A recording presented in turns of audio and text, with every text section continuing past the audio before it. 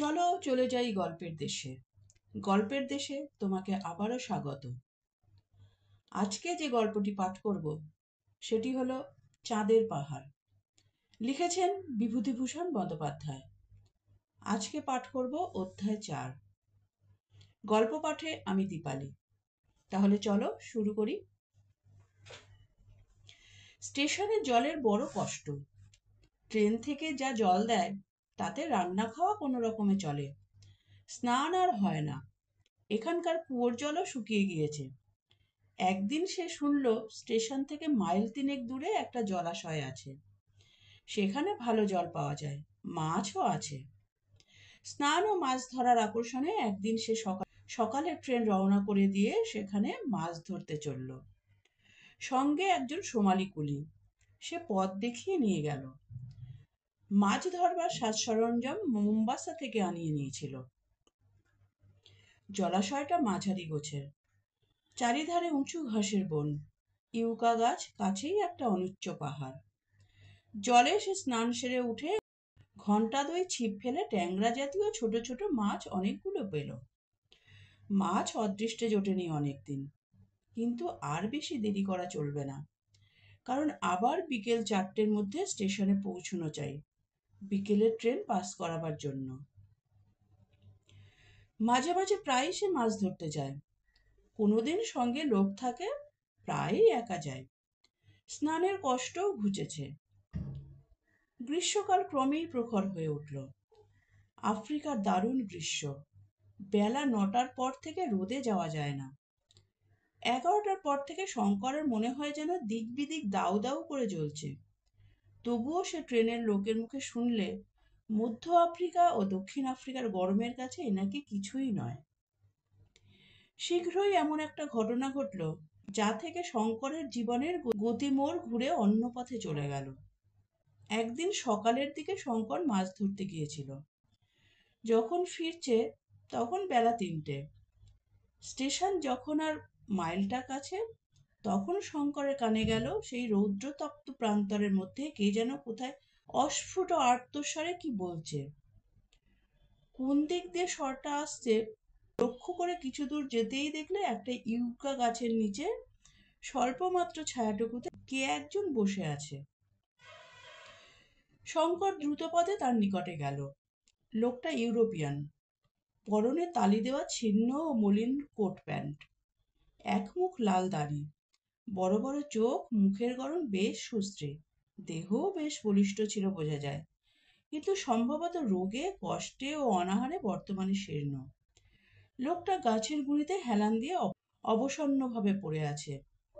তার মাথার মলিন সোলার টুপিটা একদিকে গড়িয়ে পড়েছে মাথা থেকে। পাশে একটা খাকি কাপড়ের বড় ঝোলা। শঙ্কর ইংরেজিতে জিজ্ঞেস করলে, তুমি কোথা থেকে আসছো? লোকটা কথার উত্তর না দিয়ে মুখের কাছে হাত নিয়ে গিয়ে জলপানের ভঙ্গি করে বললে, একটু জল। জল?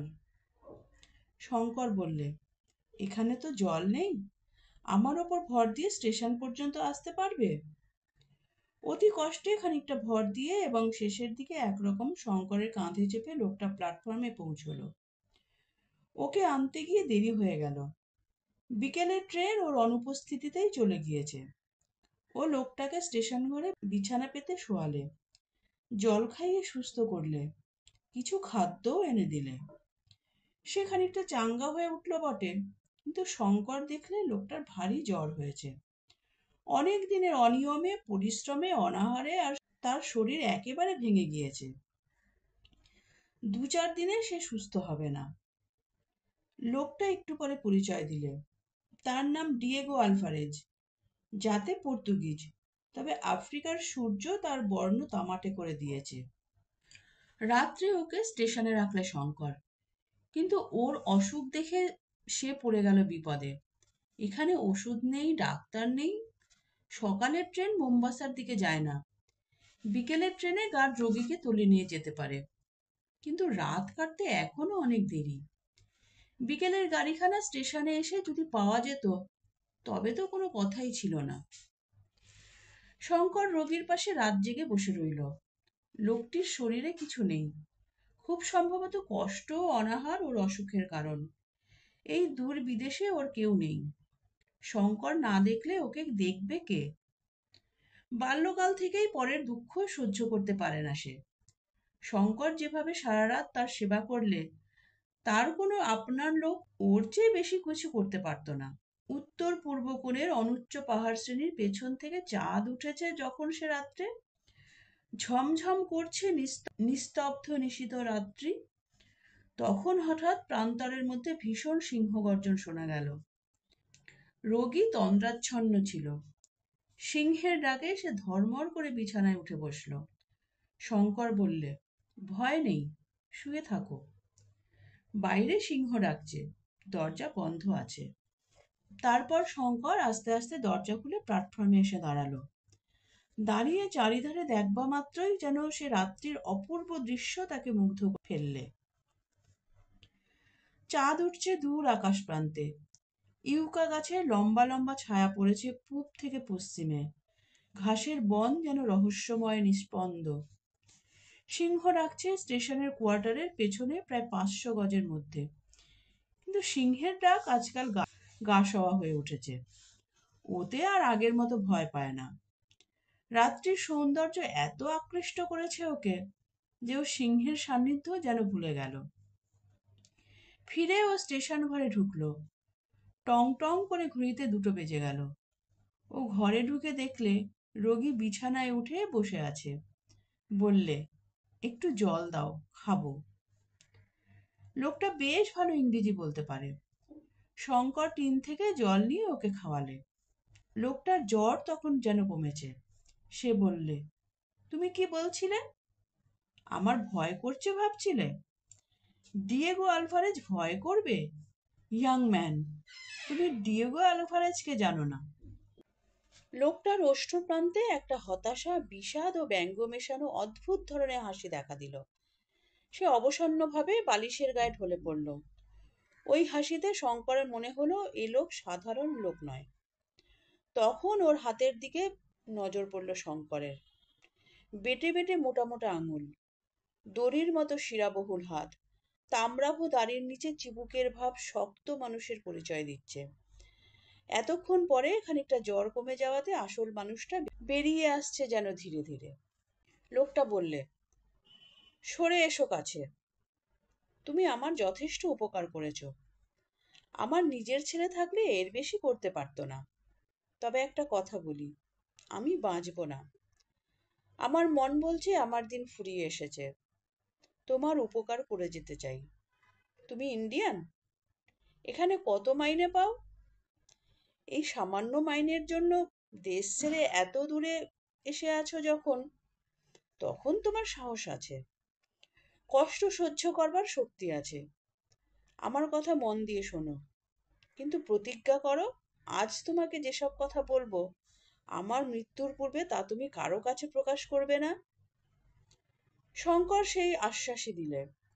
তারপর সেই অদ্ভুত রাত্রি ক্রমশ কেটে যাওয়ার সঙ্গে সঙ্গে লোকটা এমন এক আশ্চর্য, অবিশ্বাস্য ধরনের আশ্চর্য কাহিনী শুনিয়ে গেল, যা সাধারণত উপন্যাসেই পাওয়া যায়। ডিয়েগো আলভারেজের কথা। ইয়াং ম্যান, তোমার বয়স কত হবে? 22? তুমি যখন মায়ের কোলের শিশু, আজ 22 বছর আগের কথা। 1888 বা 89 সালের দিকে আমি কেপ কলোনির উত্তরে পাহাড় জঙ্গলের মধ্যে সোনার খনি সন্ধান করে বেড়াচ্ছিলাম। তখন বয়স ছিল কম। দুনিয়ার কোনো বিপদকেই বিপদ বলে গ্রাহ্য করতাম না।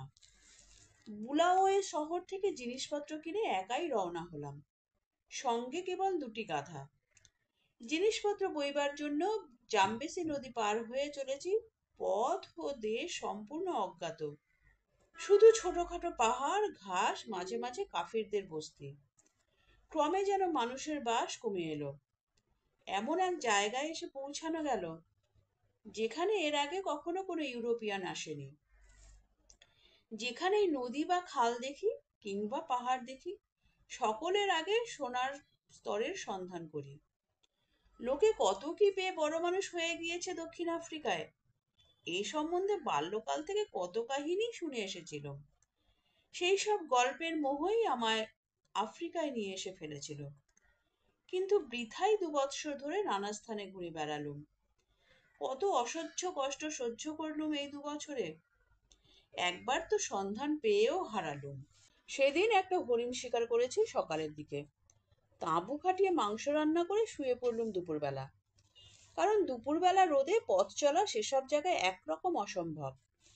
115 ডিগ্রি থেকে 130 ডিগ্রি পর্যন্ত উত্তাপ থাকে গ্রীষ্মকালে। বিশ্রামের পরে বন্দুক পরিষ্কার করতে গিয়ে দেখি বন্দুকের নলের মাছিটা কোথায় হারিয়ে গিয়েছে। মাছি না থাকলে রাইফেলের তাক ঠিক হয় না। এদিক ওদিক কত খুঁজেও মাছিটা পাওয়া গেল না। কাছেই একটা পাথরের ঢিবি, তার গায়ে সাদা সাদা কি একটা কঠিন পদার্থ চোখে পড়ল। ঢিবিটার গায়ে সেই জিনিসটা নানা স্থানে আছে। বেছে বেছে তারই এক দানা সংগ্রহ করে ঘষে মেজে নিয়ে আপাতত সেটাকেই মাছি করে রাইফেলের নলের আগায় বসিয়ে নিলাম। তারপর বিকেলে সেখান থেকে আবার উত্তরমুখে রওনা হয়েছি। কোথায় তাঁবু ফেলেছিলাম সে কথা ক্রমেই ভুলে গিয়েছি। দিন 15 পরে একজন ইংরেজের সঙ্গে সাক্ষাৎ হলো। সেও আমার মতো সোনা খুঁজে বেড়াচ্ছে। তার সঙ্গে 2জন মাটাবেল কুলি ছিল। পরস্পরকে পেয়ে আমরা খুশি হলাম। তার নাম জিম কার্টার। আমারই মতো ভবঘুরে, তবে তার বয়স আমার চেয়ে বেশি। জিম একদিন আমার বন্দুকটা পরীক্ষা করতে গিয়ে হঠাৎ কি দেখে আশ্চর্য হয়ে গেল। আমায় বললে, বন্দুকের মাঝে তোমার এরকম কেন? তারপর আমার গল্প শুনে সে উত্তেজিত হয়ে উঠল। বললে, তুমি বুঝতে পারোনি এই জিনিসটা খাঁটি রূপো, খনিজ রূপো। এ যেখানে পাওয়া যায় সাধারণত সেখানে রূপোর খনি থাকে। আমার আন্দাজ হচ্ছে 1 টন পাথর থেকে সেখানে অন্তত 9,000 আউন্স রূপো পাওয়া যাবে। সেই জায়গাতে এক্ষুনি চলো যাই। এবার আমরা লক্ষপতি হয়ে যাব। সংক্ষেপে বলি, তারপর কার্টারকে সঙ্গে নিয়ে আমি যে পথে এসেছিলাম সেই পথে আবার গেলাম। কিন্তু 4 মাস ধরে কত চেষ্টা করে, কত অসহ্য কষ্ট পেয়ে, কত বিরাট দিক দিশাহীন মরুভূমি পথ ভেল্ডের মধ্যে পথ হারিয়ে মৃত্যুর দ্বার পর্যন্ত পৌঁছেও কিছুতেই আমি সে স্থান নির্ণয় করতেই পারলাম না। যখন সেখান থেকে সেবার তাঁবু উঠিয়ে দিয়েছিলাম অত লক্ষ্য করিনি জায়গাটা। আফ্রিকার ভেল্ডে কোনো চিহ্ন বড় একটা থাকে না, যার সাহায্যে পুরনো জায়গা খুঁজে বার করা যায়। সবই যেন একরকম। অনেকবার হয়রান হয়ে শেষে আমরা রূপোর খনির আশা ত্যাগ করে গুয়াই নদীর দিকে চললাম। জিম কার্টার আমাকে আর ছাড়লে না। তার মৃত্যু পর্যন্ত আমার সঙ্গেই ছিল। তার সে শোচনীয় মৃত্যুর কথা ভাবলে এখনো আমার কষ্ট হয়। তৃষ্ণার কষ্টই এই ভ্রমণের সময় সব কষ্টের চেয়ে বেশি বলে মনে হয়েছে আমাদের কাছে। তাই এখন থেকে আমরা নদীপথ ধরে চলবো এই স্থির করা গেল। বনের জন্তু শিকার করে খাই, আর মাঝে মাঝে কাফির বস্তি যদি পাই সেখান থেকে মিষ্টি আলু, মুরগি প্রভৃতি সংগ্রহ করি। একবার অরেঞ্জ নদী পার হয়ে প্রায় 50 মাইল দূরবর্তী একটা কাফির বস্তিতে আশ্রয় নিয়েছি। সেই দিন দুপুরের পর কাফির বস্তির মোড়লের মেয়ে হঠাৎ ভয়ানক অসুস্থ হয়ে পড়ল।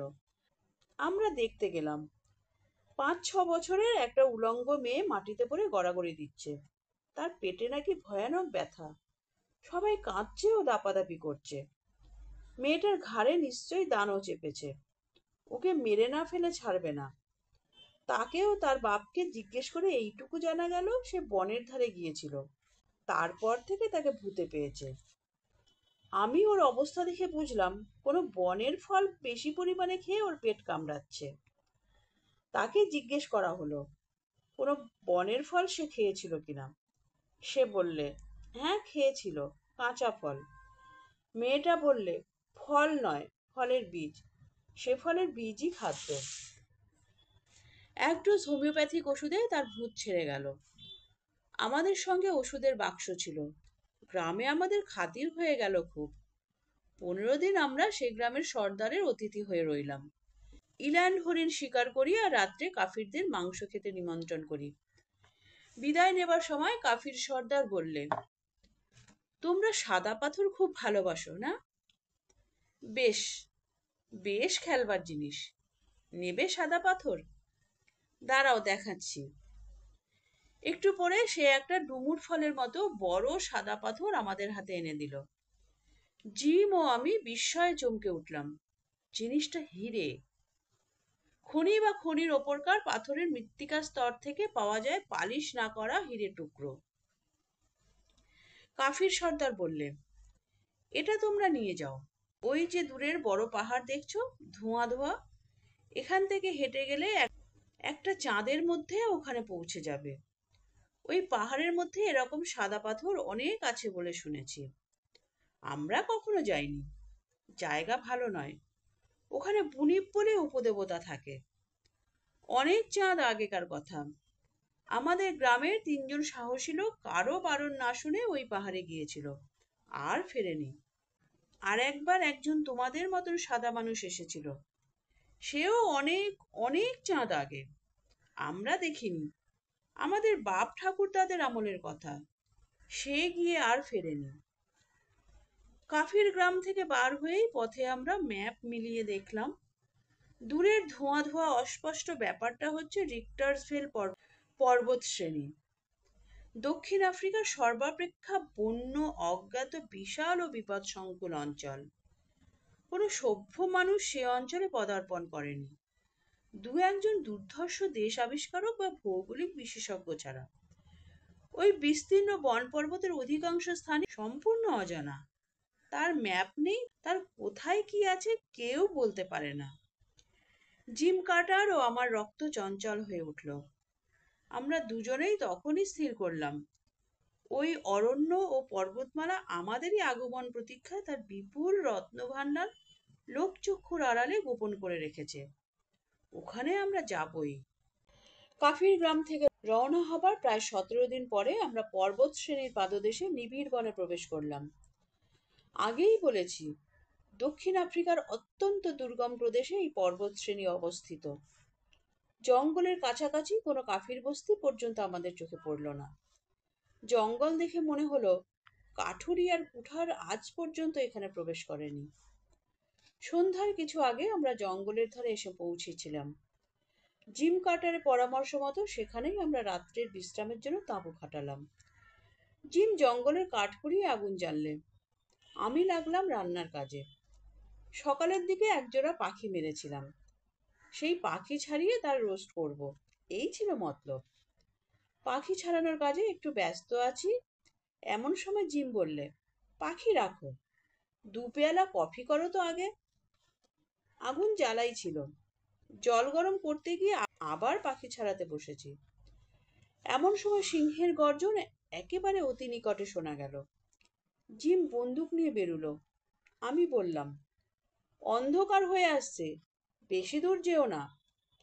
তারপরে আমি পাখি ছাড়াচ্ছি। কিছু দূরে জঙ্গলের বাইরেই দুবার বন্দুকের আওয়াজ শুনলুম। একটুখানি থেকে আবার আর একটা আওয়াজ, তারপরেই সব চুপ। মিনিট 10 কেটে গেল। জিম আসে না দেখে আমি নিজের রাইফেলটা নিয়ে যেদিকে থেকে আওয়াজ এসেছিল সেদিকে একটু যেতেই দেখি জিম আসছে। পেছনে কি একটা ভারী মতো টেনে আনছে। আমায় দেখে বললে, ভারী চমৎকার ছালখানা, জঙ্গলের ধারে ফেলে রাখলে হায়নাতে সাবার করে দেবে। তাঁবুর কাছে টেনে নিয়ে যাই চলো। দুজনে টেনে সিংহের প্রকাণ্ড দেহটা তাঁবুর আগুনের কাছে নিয়ে এসে ফেললাম। তারপর ক্রমে রাত হলো। খাওয়া দাওয়া সেরে আমরা শুয়ে পড়লুম। অনেক রাত্রে সিংহের গর্জনে ঘুম ভেঙে গেল। তাঁবু থেকে অল্প দূরেই সিংহ ডাকছে। অন্ধকারে বোঝা গেল না ঠিক কত দূরে। আমি রাইফেল নিয়ে বিছানায় উঠে বসলাম। জিম শুধু বললে, সন্ধেবেলার সেই সিংহটার জুড়ি। বলেই সে নির্বিকার ভাবে পাশ ফিরে শুয়ে ঘুমিয়ে পড়ল। আমি তাঁবুর বাইরে এসে দেখি আগুন নিভে গিয়েছে। পাশে কাঠকুটো ছিল, তাই দিয়ে আবার জোর আগুন জ্বাললাম। তারপরে আবার এসে শুয়ে পড়লাম। পরদিন সকালে উঠে জঙ্গলের মধ্যে ঢুকে গেলাম। কিছু দূর গিয়ে কয়েকজন কাফিরের সঙ্গে দেখা হলো। তারা হরিণ শিকার করতে এসেছে। আমরা তাদের তামাকের লোভ দেখিয়ে কুলি ও পথপ্রদর্শক সঙ্গে নিতে চাইলাম। তারা বললে, তোমরা জানো না তাই ও কথা বলছো, এ জঙ্গলে মানুষ থাকে না, যদি বাঁচতে চাও তো ফিরে যাও। ওই পাহাড়ের শ্রেণী অপেক্ষাকৃত নিচু। ওটা পার হয়ে মধ্যে খানিকটা সমতল জায়গা আছে, ঘন বনে ঘেরা। তার ওদিকে আবার এর চেয়েও উঁচু পর্বতশ্রেণী।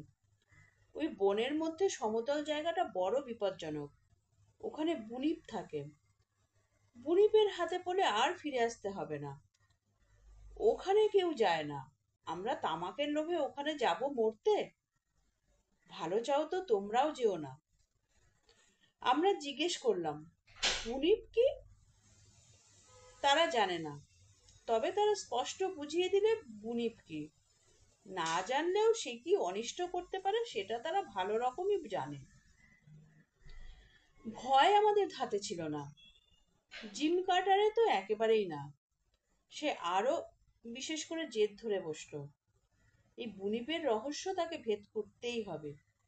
হিরে পাই বা না পাই, মৃত্যু যে তাকে অলক্ষিতে টানছে তখনও যদি বুঝতে পারতাম। বৃদ্ধ এই পর্যন্ত বলে একটু হাঁপিয়ে পড়ল। শঙ্করের মনে তখন অত্যন্ত কৌতূহল হয়েছে। এ ধরনের কথা সে কখনো আর শোনেনি।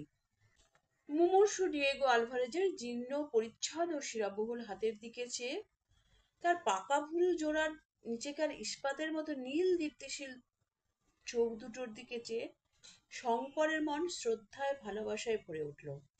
সত্যিকার মানুষ বটে একজন। আলভারেজ বললে, আর এক গ্লাস জল। জল পান করে বৃদ্ধ আবার বলতে শুরু করলে, হ্যাঁ, তারপর শোনো। ঘোর বনের মধ্যে আমরা প্রবেশ করলাম। কত বড় বড় গাছ, বড় বড় ফার্ন, কত বিচিত্র বর্ণের অর্কিড ও লায়ানা। স্থানে স্থানে সে বন নিবিড় ও দুষ্প্রবেশ্য।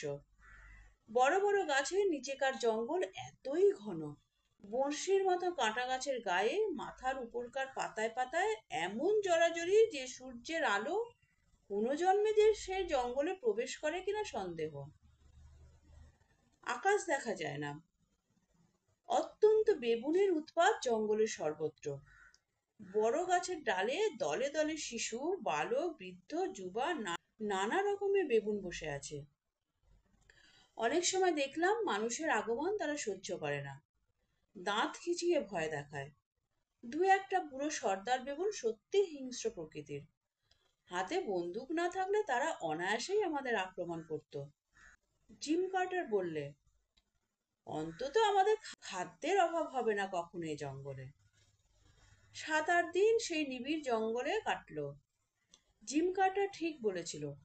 প্রতিদিন একটা করে বেবুন আমাদের খাদ্য যোগান দিতে দেহপাত করত। উঁচু পাহাড়টা থেকে জঙ্গলের নানা স্থানে ছোট বড় ঝর্ণা নেমে এসেছে। সুতরাং জলের অভাবও ঘটল না। একবার কিন্তু এতে বিপদও ঘটেছিল। একটা ঝর্ণার ধারে দুপুরবেলা এসে আগুন জ্বেলে বেগুনের দাবনা ঝলসানোর ব্যবস্থা করছি, জিম গিয়ে তৃষ্ণার ঝোঁকে ঝর্ণার জল পান করলে। তার একটু পরে তার ক্রমাগত বমি হতে শুরু করলো, পেটে ভয়ানক ব্যথা। আমি একটু বিজ্ঞান জানতাম। আমার সন্দেহ হওয়াতে ঝর্ণার জল পরীক্ষা করে দেখি জলে খনিজ আর্সেনিক মেশানো আছে। ওপর পাহাড়ে আর্সেনিকের স্তর ধুয়ে ঝর্ণা নেমে আসছে নিশ্চয়ই। হোমিওপ্যাথিক বাক্স থেকে প্রতিষেধক ওষুধ দিতে সন্ধ্যার দিকে জিম সুস্থ হয়ে উঠল। বনের মধ্যে ঢুকে কেবল এক বেবুন ও মাঝে মাঝে দু একটা বিষধর সাপ ছাড়া অন্য কোনো জীবজন্তুর সঙ্গে আমাদের সাক্ষাৎ হয়নি। পাখির কথা, প্রজাপতির কথা অবশ্য বাদ দিলাম, কারণ এইসব ট্রপিক্যাল জঙ্গল ছাড়া এত বিচিত্র বর্ণের ও শ্রেণীর পাখি ও প্রজাপতি আর কোথাও দেখতে পাওয়া যাবে না। বিশেষ করে বন্যজন্তু বলতে যা বোঝায় তারা সে পর্যায়ে পড়ে না। প্রথমে রিক্টার্সভেল পর্বতশ্রেণীর একটা শাখা পর্বত আমাদের সামনে পড়লো। সেটা মূল ও প্রধান পর্বতের সঙ্গে সমান্তরালভাবে অবস্থিত বটে, কিন্তু অপেক্ষাকৃত নিচু। সেটা পার হয়ে আমরা একটা বিস্তীর্ণ বনময় উপত্যকায় নেমে তাঁবু ফেললাম। একটা ক্ষুদ্র নদী উপত্যকার মধ্যে দিয়ে বয়ে গিয়েছে। নদী দেখে আমার ও জিমের আনন্দ হলো। এইসব নদীর তীর থেকেই অনেক সময় খনিজ দ্রব্যের সন্ধান পাওয়া যায়। নদীর নানা দিকে আমরা বালি পরীক্ষা করে বেড়াই, কিছুই কোথাও পাওয়া যায় না। সোনার একটা রেণু পর্যন্ত নেই নদীর বালিতে। আমরা ক্রমে হতাশ হয়ে পড়লুম। তখন প্রায় 20-22 দিন কেটে গিয়েছে। সন্ধ্যার সময় কফি খেতে খেতে জিম বললে, দেখো, আমার মন বলছে এখানে আমরা সোনার সন্ধান পাবো। থাকো এখানে আর কিছুদিন। আরো 20 দিন কাটলো। বেবুনের মাংস অসহ্য ও অত্যন্ত অরুচিকর হয়ে উঠেছে। জিমের মতো লোকও হতাশ হয়ে পড়ল। আমি বললাম, আর কেন জিম, চলো ফিরি এবার। কাফির গ্রামে আমাদের ঠকিয়েছে, এখানে কিছু নেই। জিম বললে, এই পর্বত শ্রেণীর নানা শাখা আছে, সবগুলো না দেখে যাব না। একদিন পাহাড়ি নদীটার খাতের ধারে বসে বালি চালতে চালতে পাথরের নুড়ির রাশির মধ্যে অর্ধপ্রথিত একখানা হলদে রঙের ছোট পাথর আমি ও জিম একসঙ্গেই দেখতে পেলাম। দুজনেই তাড়াতাড়ি সেটা খুঁড়ে তুললাম। আমাদের মুখ আনন্দে ও বিস্ময়ে উজ্জ্বল হয়ে উঠল। জিম বললে, ডিয়েগো, পরিশ্রম এতদিনে সার্থক হলো। চিনেছ তো? আমিও বুঝেছিলাম। বললাম, হ্যাঁ, কিন্তু নদীর স্রোতে ভেসে আসা জিনিসটা, খনির অস্তিত্ব নেই এখানে। পাথরখানা দক্ষিণ আফ্রিকার বিখ্যাত হলদে রঙের হীরের জাত। অবশ্য খুব আনন্দের কোনো কারণ ছিল না, কারণ এতে মাত্র এটাই প্রমাণ হয় যে এই বিশাল পর্বতশ্রেণীর কোনো অজ্ঞাত দুর্গম অঞ্চলে হলদে হীরের খনি আছে। নদীর স্রোতে ভেসে এসেছে তা থেকে একটা স্তরের একটা টুকরো। সে মূল খনি খুঁজে বার করা অমানুষিক পরিশ্রম, ধৈর্য ও সাহস সাপেক্ষ। সে পরিশ্রম, সাহস ও ধৈর্যের অভাব আমাদের ঘটতো না। কিন্তু যে দৈত্য ওই রহস্যময় পণ পর্বতের অমূল্য হীরকখনির প্রহরী, সে সম্পূর্ণ অপ্রত্যাশিতভাবে আমাদের বাধা দিলে। একদিন আমরা বনের মধ্যে একটা পরিষ্কার জায়গায় বসে সন্ধ্যার দিকে বিশ্রাম করছি। আমাদের সামনে সেই জায়গাটাতে একটা তাল গাছ। তাল গাছের তলায় গুঁড়িটা ঘিরে খুব খুব ঘন বন ঝোপ। হঠাৎ আমরা দেখলাম কিসে যেন অত বড় তাল গাছটা এমন নাড়া দিচ্ছে, তার ওপরকার শুকনো ডালপালাগুলো খড়খড় করে নড়ে উঠছে। যেমন নড়ে ঝড় লাগলে, গাছটাও সেই সঙ্গে নড়ছে। আমরা আশ্চর্য হয়ে গেলাম। বাতাস নেই কোনো দিকে, অথচ তাল গাছটা নড়ছে কেন? আমাদের মনে হলো কে যেন তাল গাছের গুঁড়িটা ধরে ঝাঁকি দিচ্ছে। জিম তখনই ব্যাপারটা কি তা দেখতে গুঁড়ির তলায় সেই জঙ্গলটার মধ্যে ঢুকলো। সে ওর মধ্যে ঢুকবার অল্পক্ষণ পরেই আমি একটা আর্তনাদ শুনতে পেয়ে রাইফেল নিয়ে ছুটে গেলুম। ঝোপের মধ্যে ঢুকে দেখি জিম রক্তাক্ত দেহে বনের মধ্যে পড়ে আছে। কোনো ভীষণ বলবান জন্তুতে তার মুখের সামনে থেকে বুক পর্যন্ত ধারালো নখ দিয়ে চিরে ফেলে দিয়েছে। যেমন পুরনো বালিশ ফেলে তুলো বার করে তেমনি। জিম শুধু বললে, সাক্ষাৎ শয়তান, মূর্তিমান শয়তান। হাত দিয়ে ইঙ্গিত করে বললে, পালাও, পালাও। তারপরেই জিম মারা গেল। তাল গাছের গায়ে দেখি যেন কিসের মোটা ও শক্ত চোঁচ লেগে আছে। আমার মনে হলো কোনো ভীষণ বলবান জানোয়ার তাল গাছের গায়ে গা ঘুষছিল। গাছটা ওরকম নড়ছিল সেই জন্যেই। জন্তুটার কোনো পাত্তা পেলাম না। জিমের দেহ ফাঁকা জায়গায় বার করে আমি রাইফেল হাতে ঝোপের ওপারে গেলাম। সেখানে গিয়ে দেখি মাটির ওপরে কোনো অজ্ঞাত জন্তুর পায়ের চিহ্ন। তার মোটে 3টে আঙুল পায়ে। কিছু দূর গেলুম পায়ের চিহ্ন অনুসরণ করে। জঙ্গলের মধ্যে কিছু দূর গিয়ে একটা গুহার মুখে পদচিহ্নটা ঢুকে গেল। গুহার প্রবেশ পথের কাছে শুকনো বালির ওপরে সেই অজ্ঞাত ভয়ঙ্কর জানোয়ারটার বড় বড় 3 আঙুলে থাবার দাগ রয়েছে। তখন অন্ধকার হয়ে এসেছে। সেই জনহীন অরণ্যভূমি ও পর্বত বেষ্টিত অজ্ঞাত উপত্যকার একা দাঁড়িয়ে আমি এক অজ্ঞাততর ভীষণ বলবান জন্তুর অনুসরণ করছি। ডাইনে চেয়ে দেখি প্রায় অন্ধকার সন্ধ্যায় সুউচ্চ ব্যাসাল্টের দেয়াল খাড়া উঠেছে প্রায় 4000 ফুট। বনে বনে নিবিড়। খুব উঁচুতে পর্বতের বাঁশবনের মাথায় সামান্য যেন একটা রাঙা রোদ। কিংবা হয়তো আমার চোখের ভুল। অনন্ত আকাশের আভা পড়ে থাকবে। ভাবলাম, এই সময় গুহার মধ্যে ঢোকা বা এখানে দাঁড়িয়ে থাকা বিবেচনার কাজ হবে না।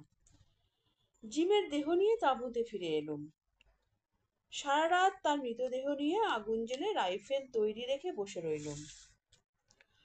পরদিন জিমকে সমাধিস্থ করে আবার ওই জানোয়ারটার খোঁজে বার হলাম।